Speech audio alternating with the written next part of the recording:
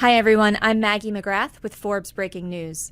Southern Florida received record rainfall on Tuesday, with 8 inches of rain falling in just 3 hours. Some are calling this an event that only happens in 500 to 1,000 years. Here to tell us if that's true and everything we need to know about hurricane season is Accuweather's lead hurricane forecaster, Alex DaSilva.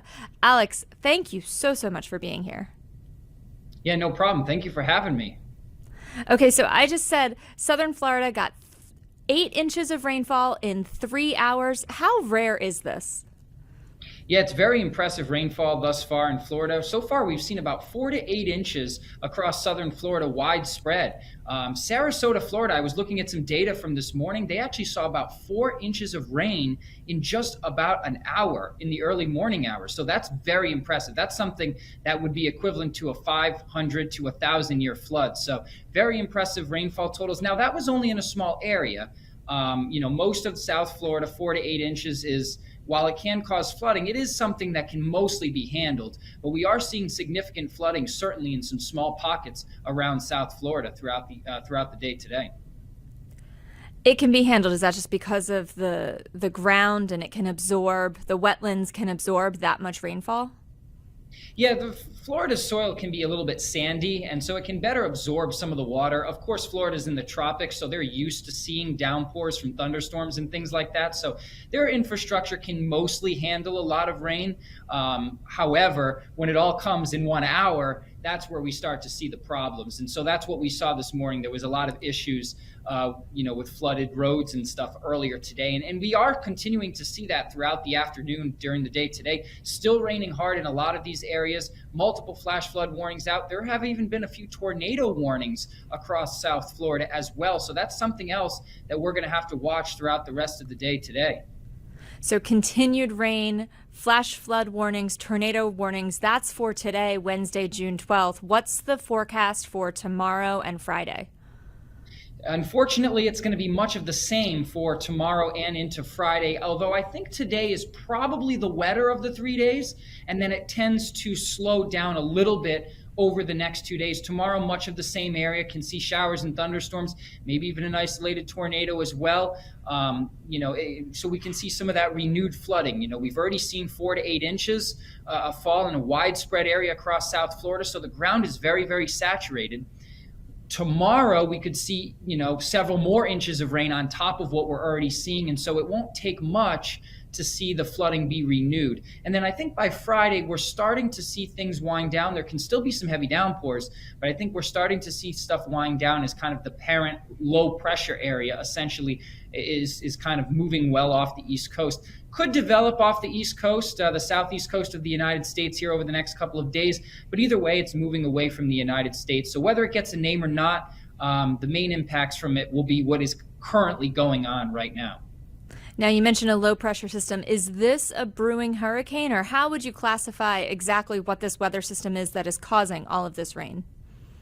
So us here at Accuweather, we like to call it a tropical rainstorm. So it's not officially designated by the National Hurricane Center. It doesn't have a name. It's not for us here at Accuweather, we like to designate it as a tropical rainstorm because it can still have a lot of impacts, as we're seeing across South Florida with flooding, tornadoes, things like that. So us here at Accuweather, we've given it a designation as a tropical rainstorm. However, the National Hurricane Center is outlooking this system for possible tropical development over the next couple of days as it shifts off the coast, in which case, if it does become a tropical storm, it would get a name attached to it. I don't think this would become a hurricane, just maybe a low-end tropical storm, if anything. But like I said, regardless, the main impact on the U.S. is the ongoing flooding. And if it develops, it won't really have an impact as it will already be pushing off the East Coast and out into the Atlantic. So it could become a tropical storm. When does tropical storm season start, and when does hurricane season start? Does it start simultaneously? It does, June 1st. So we're already into hurricane season. It started June 1st, and it goes through the end of November, actually. So all the way through November. The average first named tropical system in the Atlantic is June 20th. That's typically when we see our first named storm.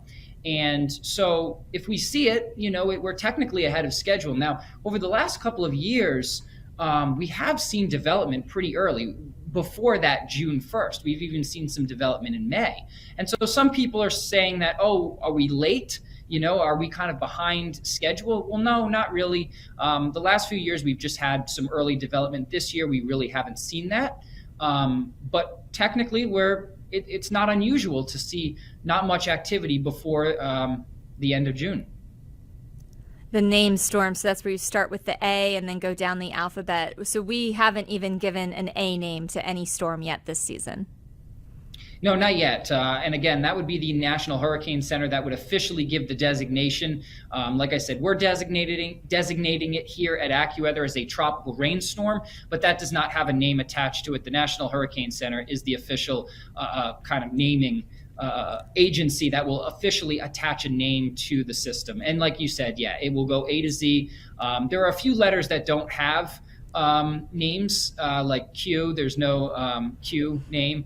So there's a few letters in there that don't actually have names, but most of the letters are available to be used.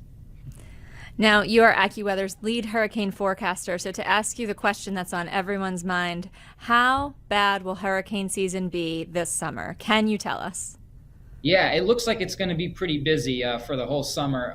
Like I said, we've had a slow start, or not much action early in the season, but I am very concerned that as we get into the heart of the season, which is kind of the back half of August, September, and kind of into October, that's kind of the most active period in the Atlantic Basin. I'm really concerned that things could ramp up really quickly, especially in the month of August here. We're dealing with very warm sea surface temperatures. In fact, if you take an average of the entirety of the Atlantic Basin, we've never seen sea surface temperatures this warm. 2023 was the warmest average sea surface temperatures that we've seen across the Atlantic Basin. And right now, 2024, we're outpacing 2023 by just a little bit. So if we stay on that pace, we could set another record for the warmest ocean temperatures on record in the Atlantic by the time we get to the heart of the season. And I will say it's not only the sea surface temperatures that we're concerned about, it's the temperatures with depth. So it's not only right at the surface, you also have to look down into the ocean to really get a good picture. Now, I was looking at some data earlier, and there's areas near Jamaica, Western Caribbean, that if you take the 80-degree, water temperature line, essentially, it extends down 300 to 400 feet below the surface. So that's 80 degrees Fahrenheit water temperature, 300 to 400 feet down into the ocean. And that is very, very early that we're seeing this. Typically, we don't see this until mid to late August, and we're seeing this in mid-June. So that just adds a lot of fuel to these hurricanes, gives them a lot of fuel to work with, and it can lead to what we call rapid intensification, which is when a tropical cyclone increases its winds by about 35 miles per hour in a 24-hour period. We've seen this, it seems like, more frequently over the last couple of years. Think back to Hurricane Ian, impacted Florida a couple of years ago, moved off of Cuba, and as soon as it got into the Gulf of Mexico, just rapidly exploded and then moved in just south of Tampa. So unfortunately, that's what we're really concerned about, is that we could have a system, maybe it looks fairly benign, not a big deal, could be a tropical storm, people may not take it seriously, and then all of a sudden you might have a major hurricane on your doorstep 24 to 36 hours later. So we really don't want people to become complacent. We want people to have their hurricane plans in place and to really pay attention to the forecast, as things can change very rapidly. So when you say you're worried about the intensification, are you primarily worried about the wind speeds we could see during hurricane season this year, or are you also worried about the rainfall that we could see? Yeah, every storm's a little bit different. A lot of the rainfall depends on how fast the storm is moving. Sometimes we have fairly weak storms that produce a ton of rainfall. I mean, just look at this tropical rainstorm. It doesn't even have a name, and it's producing 4 to 8 inches so far, with another maybe 6 to 12 on the way. So, the strength of the system doesn't necessarily dictate the amount of rainfall. Every system's a little different. I am concerned about kind of the wind speeds and the storm surge that could be associated with rapidly intensifying storms. Again, we'll kind of go back to that Ian example. Ian was a major hurricane when it made landfall there in southwest Florida, and it pushed a lot of water inland. We saw storm surges, 10 to 15 feet in southwestern Florida, and that's just something you can't survive if you're on the coast. You have to evacuate. You have to think, when we talk about storm surge, that is, the water above normally dry ground. So if you go to the beach, essentially, and you stand right at, where the water touches your toes, and, we talk about a 5 to 10 foot storm surge, essentially that's like, the height of you, if not taller, right? And then just extending inland. So that's kind of how I like to describe it to people. And if you're a coastal community, you have to evacuate under those circumstances because it's very, very dangerous. Storm surge and rainfall flooding are the biggest killers in tropical systems. A lot of people think about the wind. The wind does kill people, but the real danger is water. Water is the true killer in hurricanes, and that's why we really emphasize people to listen to their emergency managers and government officials, and to take evacuation orders very, very seriously, because water is the deadliest thing in a hurricane, and that's really what we want people to avoid. They say you can hide from the wind, but you have to run from the water. So that's kind of what we like to really emphasize to people. So yeah, just please listen to your emergency managers and listen to their advice. Hide from the wind, run from the water. So if Yes. you're on a coastal community, listen to the government officials. What else can people do to prepare for hurricane season this year? Yeah, I mean, people can just have a plan in place. Just know what they're going to do. Are you going to move? If a hurricane is on your doorstep, where are you going to move to? If you're told to evacuate, are you going to go stay with family in a different part of the state? Are you going to, be with friends in, a more inland community? Because essentially, you don't have to evacuate all that far. We just want people to get away from the ocean.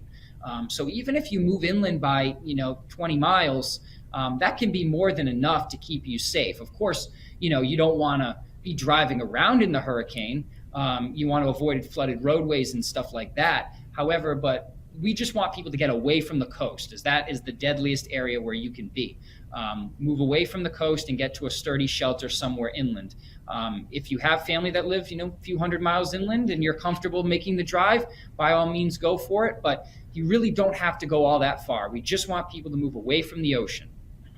Move away from the ocean. So that makes me wonder about August vacations on the coast, on the ocean. For folks who may not have planned their summer 2024 travel, is your recommendation go west, or, don't travel up and down the East Coast because it's going to be a decently bad hurricane season? I mean, I don't think people should cancel their plans, but I think people should just be aware of what's going on and that it could be a busy season. They offer some travel companies, they offer travel insurance that could potentially reimburse you, in the sense that, let's say you're taking a cruise and it misses some ports because of inclement weather. There are some agencies that offer kind of insurance to kind of, get your money back or get a portion of your money back if a hurricane or something threatens your weather. So that might be something to consider. But no, I don't think people should just outright cancel their plans. It's not the end of the world. Just want to be aware of what's going on and just get out. We still want people to go out and enjoy their summer as best that they can, but just pay a little bit extra attention, I think, to the forecasts this summer, as it could be a more active year than what is typical. So a more active hurricane season, and in the meantime, record rainfall in Florida, and we saw extreme heat in the southwest parts of the U.S. last week. You alluded to the warming of the ocean and how deep that is. So broadly speaking, how responsible is climate change for what we are seeing right now and will see this summer? I think it does play some role. We are seeing warming oceans. I mean, that's just, what we've been seeing here over the last 50 years or so. Like I said, 2023 broke the record for the warmest Atlantic temperatures on record. 2024 might rival or even beat 2023. So we are seeing a steady climb in the amount of ocean heat that is in the oceans. And as we go forward, it's likely to continue, I would think, that we're going to see warmer and warmer ocean temperatures overall. And that can lead to stronger systems. The big thing that we're going to have to watch out for is rapid intensification. That's kind of the thing that is correlated to these warmer ocean waters. Where systems can just blow up really, really quickly. Can go from a tropical storm to a hurricane or even a major hurricane in a very short window of time. I think as we move into the future, we may see that happen more frequently, these rapid intensifications. But there actually is research out there that is showing that with a warming planet, we may actually not see more storms overall. Because of what we call wind shear. A warmer planet may actually impose more wind shear across the Atlantic basin, which essentially is a change in wind direction and wind speed with height as you go up into the atmosphere. And the best way I like to explain wind shear to people is if you think of a stack of pancakes, you want your stack of pancakes to stand nice and vertically tall. You don't want it flopping over onto the floor. Now, tropical systems are very similar in the fact that they like their cloud tops to just grow straight up into the atmosphere. So when there's a lot of conflicting winds, essentially, winds moving at different directions, it can essentially knock over that stack of pancakes. And so if you don't want to see a lot of tropical systems, you actually want a lot of wind shear across the Atlantic basin because it can essentially, hold back development. Now, there has been some research being shown that as we enter a more warming planet, there might actually be more bouts essentially of more wind shear across the basin, which actually might keep kind of the numbers of tropical systems from, we might not see like 30 or 40, we might, keep around average or maybe a little bit above average. However, a warming planet is more of a concern for rapid intensification. So we may not see more storms, but the storms we do see might be stronger and might intensify quicker. Alex DaSilva, thank you so much for providing us with your forecast and your explanation of what we're seeing right now in Florida. We so appreciate your time and your insight. Thank you very much for having me.